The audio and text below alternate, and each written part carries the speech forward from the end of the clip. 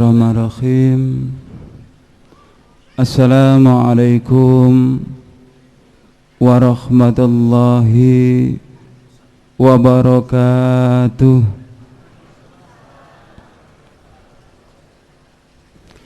Innal hamdalillah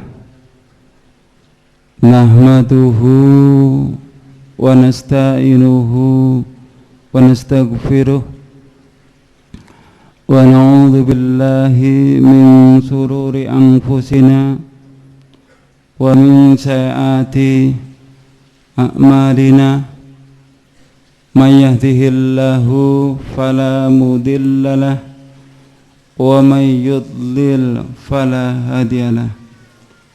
Asyhadu an la ilaha illallah wahdahu la syarika lahu wa asyhadu anna Muhammadan abduhu wa rasuluh. Ya ayyuhalladzina amanu taqullaha haqqa tuqatih wa la tamutunna illa wa antum muslimun. Amma ba'd, fa inna asdaqal hadithi kitabullah wa khairal huda huda Muhammadin sallallahu alaihi wasallam wa syarrul umuri muhdatsatuha wa kullu muhdatsatin bid'ah wa kullu bid'atin dhalalah wa kullu dhalalatin finnar. Kepada Bapak Kiai, Bapak Ustadz yang saya hormati, kepada Bapak Ibu hadirin yang dimuliakan Allah Subhanahu wa ta'ala, puji syukur kita panjatkan kehadirat Allah. Salawat serta salam semoga tetap tercurahkan kepada baginda Rasulullah sallallahu alaihi wasallam bersama keluarga, para sahabat dan pengikut sunnah-sunnahnya. Bapak Ibu hadirin yang saya hormati, alhamdulillahirrabbilalamin, pada kesempatan malam hari ini saya bisa bersilaturahim di hadapan Bapak Ibu sekalian. Kalau mengingat kapasitas saya sebagai Romo Sulinggih, orang yang disucikan, saya juga berkasta seorang Brahmana. Nama awal saya Ida Bagus, itu kasta Brahmana. Dan juga saya sarjana, tapi dari agama Hindu, Bapak Ibu. Kayaknya tidak mungkin saya bisa memeluk agama Islam.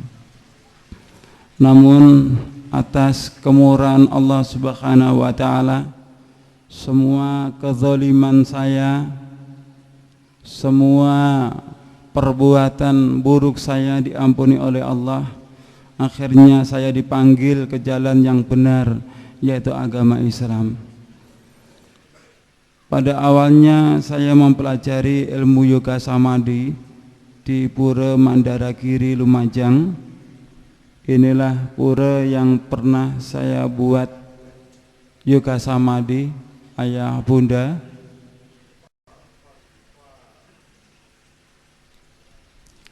Saya mempelajari ilmu yoga samadhi bersama rekan-rekan yang lain. Setelah ilmu yoga samadhi kami kuasai, kami amalkan di tempat-tempat tugas kami. Alhasil banyak saudara seagama saya maupun saudara-saudara dari umat Islam yang juga mengikuti ilmu yoga samadhi itu. Mungkin Bapak Ibu sekalian sekarang ingin tahu lebih lanjut perkembangan yoga samadhi. Sekarang yoga samadhi lebih populer di Indonesia, dimoderatori oleh Adnan Krishna dari Bali. Ketika ibu bapak melihat di televisi Banyak saudara-saudara kita kaum muslimin, ibu-ibu yang memakai kerudung juga ikut spiritual yang dilakukan oleh Adnan Krishna. Padahal dengan jelas Adnan Krishna mengatakan, Anda yang berasal dari agama Islam silahkan mengikuti spiritual ini.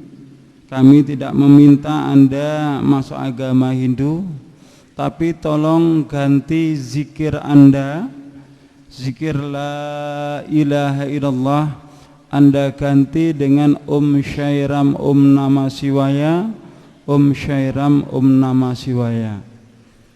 Kira-kira sudah murtad belum ayah bunda? Kalau zikir kita la ilaha illallah diganti dengan Syairam Namah Shivaya, sudah murtad belum itu saudara kita?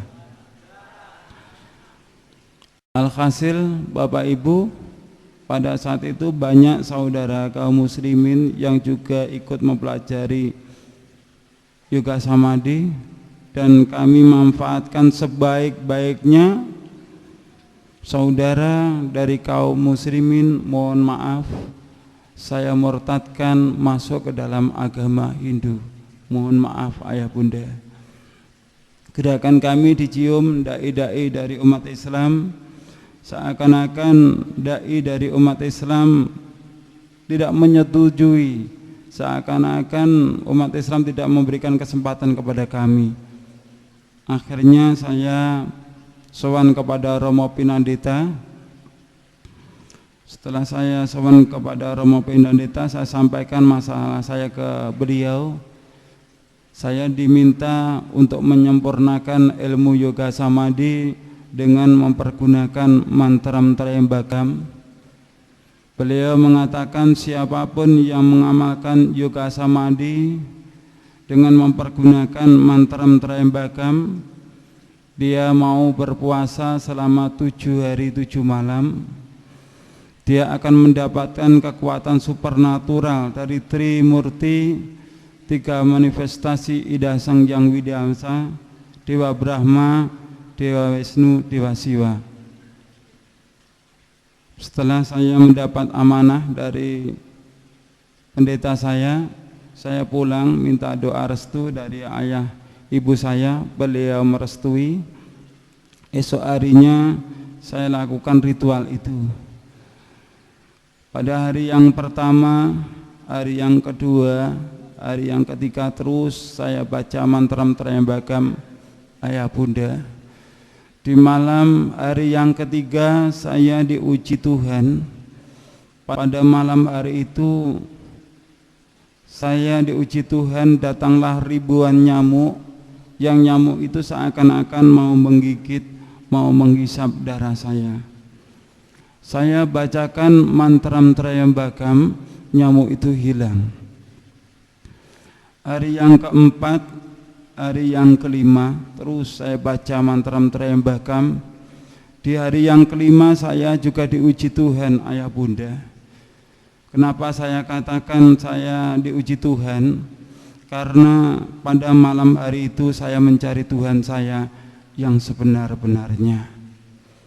Pada malam hari yang kelima saya diuji Tuhan, datanglah bau busuk yang timbul dari tubuh saya. Saya bacakan mantram Trayambakam, bau busuk itu hilang. Mungkin terlintas di benak ayah bunda yang menjadi kesaksian Anda itu mimpi atau kenyataan. Karena banyak orang yang memberi kesaksian seperti itu ternyata cuma mimpi. Bapak Ibu sekalian yang saya hormati, ibadah di dalam agama saya bagi orang yang berkasta Brahmana, apabila dia menjalankan ritual, dia tidur, hukumnya batal. Apabila dia keluar dari kamar, apabila ada lampu yang menyala, maka hukumnya batal. Itulah ritual bagi orang yang berkasta Brahmana di dalam agama saya. Hari yang kelima, hari yang ke-6, hari yang ke-7 terus saya baca mantra-mantra yang bagam ayah bunda, dari pagi, siang, malam, jam 9, jam 10, jam 11 terus saya baca mantra-mantra yang bagam. Saat menginjak jam 11 itu saya merasakan berdebar-debar di dalam hati saya. Saya membayangkan bagaimana wujud Tuhan saya. Saya membayangkan bagaimana saya bisa sungkem kepada dewa-dewa saya. Setelah jam 12 lewat, jam 1 lewat, jam 2 lewat. Setelah jam 2 lewat ayah bunda, yang saya rasakan di dalam hati saya bukan berdebar-debar lagi, tetapi guncang yang sangat luar biasa. Kenapa waktu sudah lebih dari jam 2, Tuhan kok tidak menemui saya? Disitulah Bapak Ibu sekalian, pada hari yang terakhir, kurang lebih jam 2, saya diuji Tuhan. Pada malam hari itu saya mendengarkan suara takbir. Allahu Akbar, Allahu Akbar, Allahu Akbar, walillahil hamd. Allahu Akbar, Allahu Akbar, Allahu Akbar, walillahil hamd. Karena berangkat ingin memuji Islam, dan saya sadar betul bahwa besok itu bukan hari raya Idul Fitri, besok itu bukan hari raya Idul Adha, maka suara takbir saya lawan dengan mantra-mantra yang bagam. Apa yang terjadi ayah bunda, demi Allah yang telah menciptakan kita semua, suara takbir saya lawan dengan mantra-mantra yang bagam bukan hilang ayah bunda, tetapi suara takbir semakin lama semakin kuat, suara takbir semakin lama semakin jelas. Apakah saya sudah tunduk dengan suara takbir itu yang akhirnya bisa menerima Islam? Belum ayah bunda, kesombongan masih ada di dalam hati saya. Pagi hari saya lakukan pembatalan di dalam puasa saya minum, siang saya sudah bisa makan, sore harinya saya ke rumah bibi saya. Kebetulan bibi saya sudah masuk Islam dahulu. Saya masuk di rumah beliau. Setelah saya masuk di rumah beliau, saya menemukan buku pasolatan ayah bunda. Saya pegang, saya buka.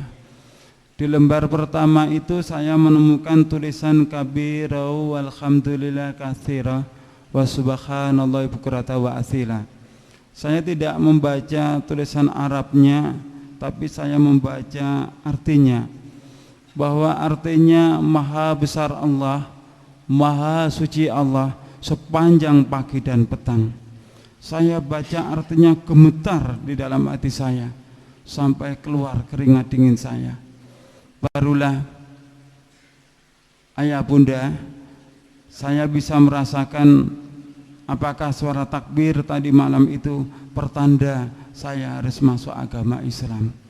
Niat kuat ingin memeluk agama Islam tertanam di dalam hati saya. Islam saya rasakan sangat damai, sangat bahagia ayah bunda. Saya pulang, tapi saya berpamitan pulang, tapi tidak pulang ke rumah. Saya ke rumah salah seorang ustadz, yang akhirnya disitulah saya disahadatkan asyhadu alla ilaha illallah wa asyhadu anna Muhammadar Rasulullah. Setelah saya disahadatkan, beliau berpesan, antum sekarang sudah muslim, syaratnya orang Islam itu harus sholat.